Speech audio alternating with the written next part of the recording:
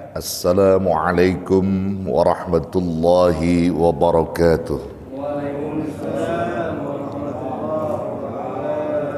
Bismillah, alhamdulillah, wassalatu wassalamu ala rasulillah wa ala alihi wa sahbihi wa man tabi'ah wa nasarahu wa walah.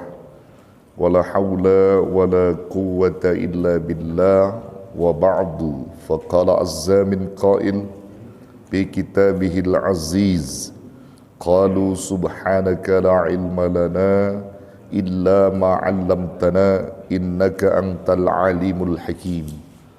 Nawaina at-ta'alluma wat-ta'lim wat-tadhakkura wat-tadhkir wan-naf'a wal-intifa' wal-ifadata wal-istifadah wal-hassa 'ala at-tamassuki bi kitabillahi was sunnatir rasulih wad-du'a ilal huda wad-dilalata 'alal khair ibtigha'a wajhillahi wa mardatihi wa kurbihi wassawabih. Para pencinta ilmu yang hadir di malam ini, yang insya Allah semuanya selalu dirahmati, dimuliakan, dicintai dan diridhoi Allah Jalla Jalaluh.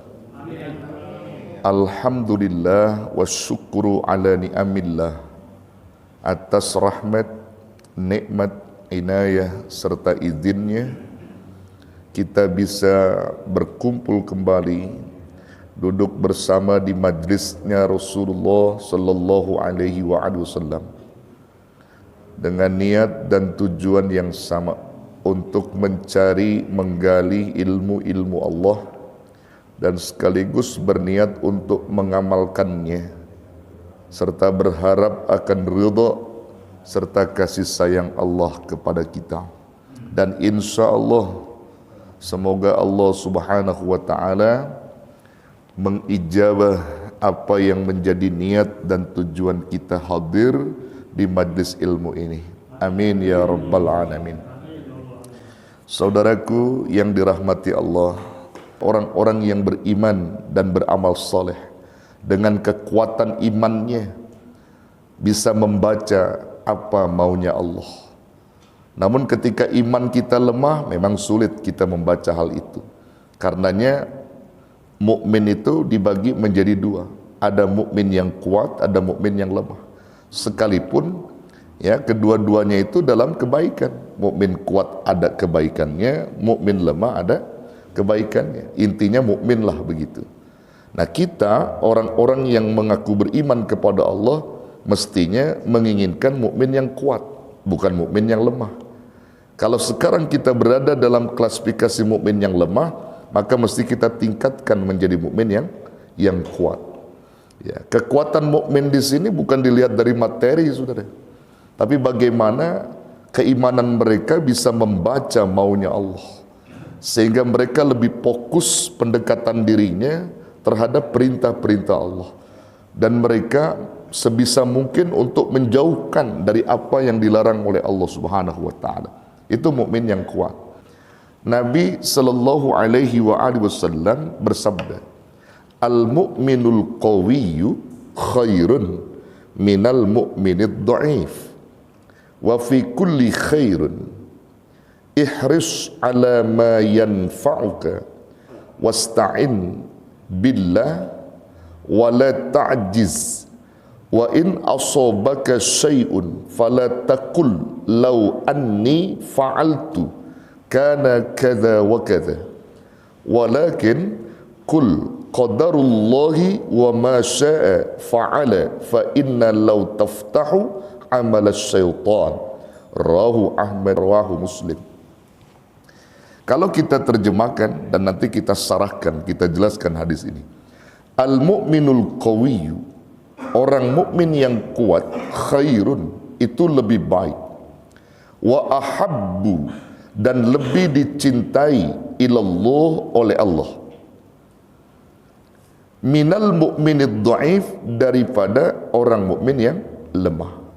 Wa fi kulli khair, dan keduanya berada dalam kebaikan. Mukmin yang kuat ada dalam kebaikan, mukmin yang lemah juga ada dalam kebaikan. Lalu perintah Nabi kepada kita, ihris ala ma yanfa'uka, bersungguh-sungguhlah olehmu atas apa yang dapat mendatangkan manfaat kepadamu. Jadi kita disuruh bersungguh-sungguh oleh Rasulullah SAW terhadap sesuatu yang dapat memberikan kita manfaat. Jadi kalau ada sesuatu yang manfaat itu jangan pakai ditunda-tunda, harus bergegas, segera, sungguh-sungguh.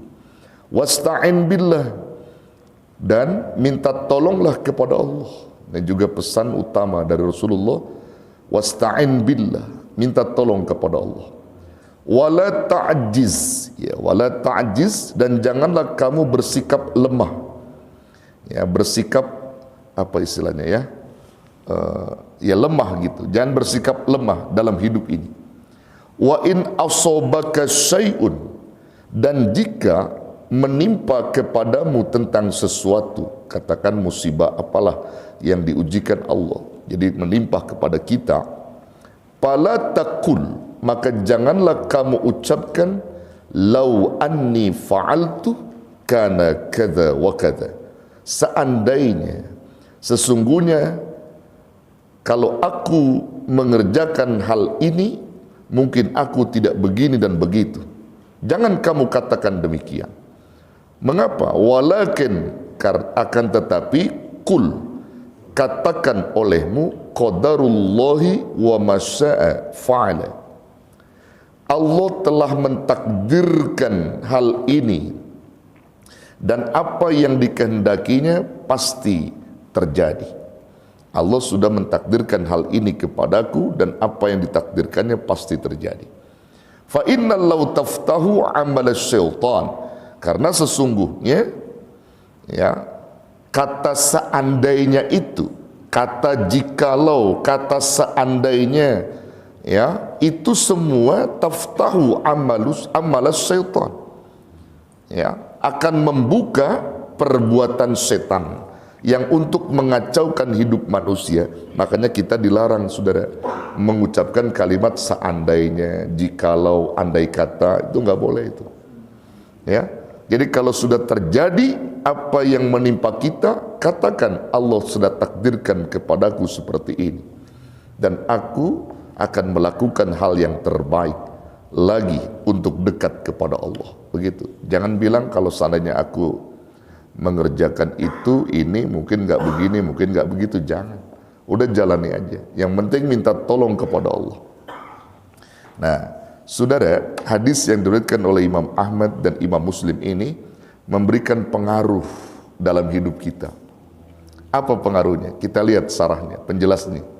Ini hadis luar biasa, mengandung faidah yang apabila kita renungi dalam-dalam, ini memberikan keutamaan yang luar biasa dalam hidup seorang mukmin. Karena di dalamnya ada mahabbah Allah, ada kecintaan Allah terhadap hamba gitu. Cintanya Allah terhadap hamba itu disesuaikan dengan keinginan Allah. Kalau Allah sudah menginginkan sesuatu kepada kita dalam cintanya, itu sungguh luar biasa. Kita udah bahas tentang ciri orang yang dicintai Allah. Jadi cinta dan juga celaka itu Allah kehendaki pada siapa hamba yang Dia kehendaki gitu.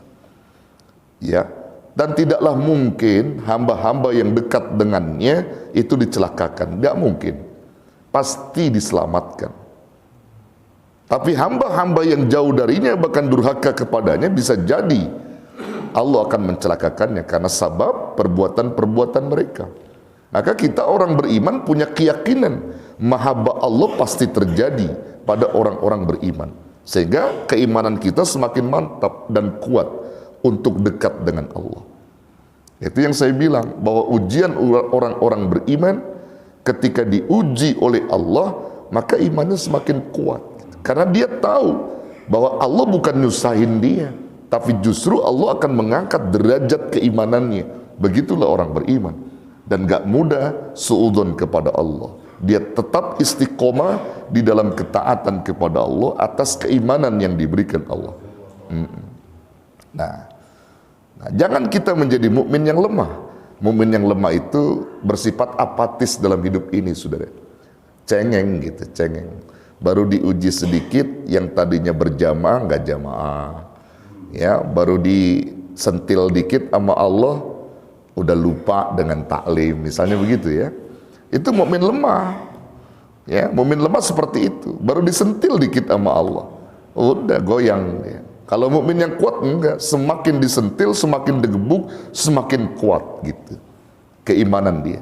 Maka itu dari hadis ini ada dua pesan yang dimuat Rasulullah dalam konteks ini ya, dua perintah yang dimuat Rasulullah untuk kita cermati gitu. Pertama adalah ihris ala ma yanfa'uka. Ini perintah dari Rasulullah. Ya, sungguh-sungguhlah kamu. Ya. Ala ma yanfa'uka, atas mengambil sesuatu yang dapat memberikanmu manfaat. Jadi benar-benar kamu sungguh-sungguh terhadap sesuatu yang dapat mendatangkan manfaat kepadamu. Jadi kalau itu bersifat manfaat, jangan ditunda-tunda, tadi yang saya bilang.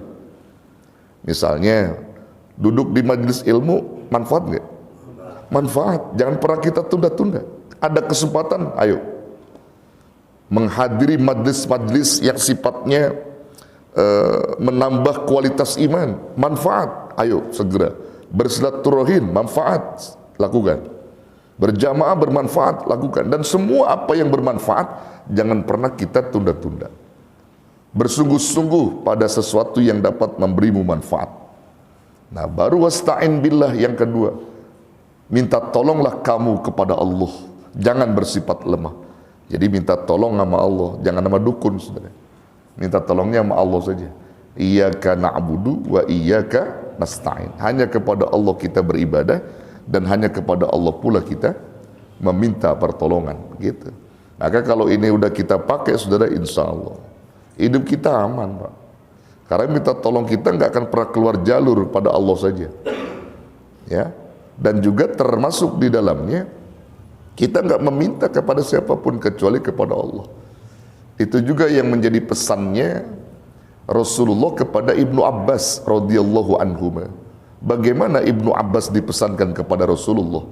Dari satu hadis sahih Nabi sallallahu alaihi wasallam menyebutkan kepada Ibnu Abbas, "Ya Ibnu Abbas, idza sa'alta fas'alillah." Apabila engkau meminta, mintalah kepada Allah. Wa idza sta'anta fasta'in billah. Apabila engkau meminta pertolongan, minta tolongnya sama Allah. Meminta disuruh kepada Allah, minta tolong juga kepada Allah. Jangan kepada selain daripada Allah. Maka hidupmu akan kacau dalam hal ini. Nah, di mana wadah permintaan kita kepada Allah? Wadah yang terbaik itu adalah wa minal laili fatahajjad bihi nafilatan lak asa ayyab'atsaka rabbuka maqaman mahmuda. Itu wadah terbaik yang Allah sudah janjikan kepada kita. Dan di antara sebagian malam itu fatahajjad bihi. Ayo kamu tahajud. Kamu dekat dengan Allah, minta di situ, mohon tolong sama Allah, maka niscaya Allah akan berikan kedudukan yang terpuji. Maqam mahmuda ini banyak penafsirannya, saudara. Urusanmu akan digampangkan, derajatmu akan ditinggikan, ya, kualitas imanmu akan dikuatkan Allah. Itu banyak semuanya. Maqam mahmuda, pada tempat terpuji di situ. Tuh. Kalau kita sudah seperti itu, aman kita. Aman. Dan Allah akan berikan kebaikan-kebaikan kepada hamba yang sudah dekat dengan Allah subhanahu wa ta'ala. Aman. Maka kalau kita sudah pasrahkan diri kita kepada Allah dalam segala hal, maka insya Allah nanti yang mantesin hidup itu Allah, bukan kita. Kalau kita tuh cuma bisa berdoa dan berusaha, yang mantesin kita siapa? Allah. Itu juga Bapak Ibu sekalian, ketika anak kita pondokkan, jangan kita berpikir begini, kalau keluar anak saya mau jadi apa, mondok gitu kan. Kemudian sekarang anak-anak pondok begini begitu kata dia. Lalu mau jadi apa anak saya kalau udah keluar pondok itu? Padahal sebenarnya mondok itu adalah satu proses di mana kita hadirkan anak kita untuk mencari ilmu-ilmunya Allah. Dan orang yang berada dalam jalan Allah, artinya untuk mencari ilmu Allah, rizkinya dijamin ya Allah. Orang tuanya rizkinya dijamin sama Allah. dan tidak akan pernah dikurangkan karena anak ini dititipkan pada jalan Allah. Dan kalaupun dia pulang nanti di pesantren, pasrahkan lagi kepada Allah. Nanti yang mantesin Allah, bukan kita, saudara. Allah yang mantesin anak-anak kita, juga termasuk diri kita, dipantesin nama Allah. Kalau kita sudah berada pada dalam kebenaran yang diperintah Allah Subhanahu wa Ta'ala. Kalau kita dipantesin orang, cuman nggak seberapa, Pak. Orang mantesin kita lapuk. Tapi kalau Allah yang mantesin kita, abadi, saudara. Sampai akhirat kita bakal pantas terus. Gitu. Makanya kalau Allah sudah pantesin kita, baik itu sesuatu yang banyak tidak disukai orang, kalau Allah udah pantesin itu pasti berkah kita. Saudara, misalnya saya tanya, Allah pantesin saudara miskin, kira-kira terima nggak? Lalu diam loh, dibilang miskin. Kira-kira kalau Allah pantesin saudara itu miskin, terima nggak? Ya udah dipantesin. Pantas miskinnya itu baik dari Allah. Jangan kita keluhkan. Saya dipantesin nama Allah kaya, saya terima. Saudara dipantesin miskin nama Allah, terima nggak? Ya keterima, saudara. Diterima, jangan kita tolak, gitu.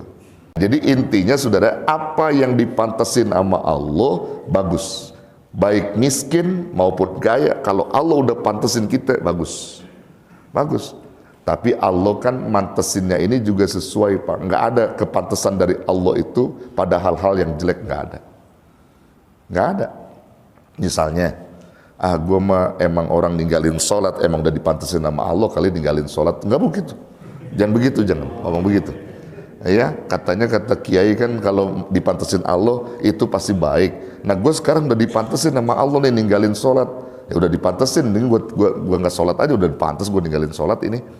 Pantas bagi Allah, bukan itu, saudara. Jadi Allah mantasinnya pada hal-hal yang baik aja, bukan hal yang buruk gitu. Miskin kaya itu kan sifat, ya, juga termasuk anugerah dalam hal ini. Bagus. Tapi kalau hal yang kejahatan dan keburukan nggak ada bagi Allah. Allah hanya kebaikan saja, mantasin pada yang baik-baik saja, pada perkara yang baik. Nah, jadi intinya hadis ini mengajarkan kita bagaimana kita bisa menguatkan iman kita. Karena ada kesungguhan kita mengambil yang manfaat dan memohon pertolongan kepada Allah Subhanahu wa Ta'ala. Nah, saudara yang dirahmati Allah, jadi penting bagi kita untuk bisa mengambil sesuatu yang manfaat itu, iman kita agar tetap terjaga dan juga kuat. Nah, saudara yang dirahmati Allah, kita lihat dalam Al-Quran.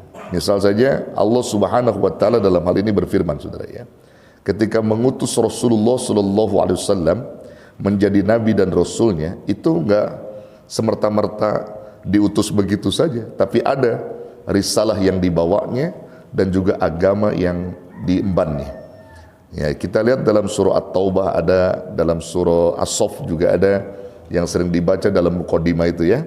Huwallazi arsala rasulahu bil huda wa dinil haq liyudhhirahu ala dini kullih walau karihal musyrikun. Nah, dialah Allah yang telah mengutus rasulnya, Nabi kita Muhammad, bil huda, dengan membawa petunjuk. Kata bil huda itu, saudara, itu banyak tafsir menjelaskan bil huda itu bermakna ilmu yang bermanfaat. Jadi Rasul diutus itu membawa ilmu yang manfaat, gitu. Huda. Jadi petunjuk itu ditafsirkan ulama-ulama tafsir Quran, itu adalah ilmu yang bermanfaat. Maka ambil itu ilmu yang bermanfaat. Nah, ilmu yang bermanfaat dari Rasulullah itu sekarang dipanjangkan oleh ulama-ulama. Sekarang disebarkan oleh ulama-ulama. Makanya al-ulama warasatul anbiya, pewaris para nabi. Jadi ulama itu pewaris para nabi.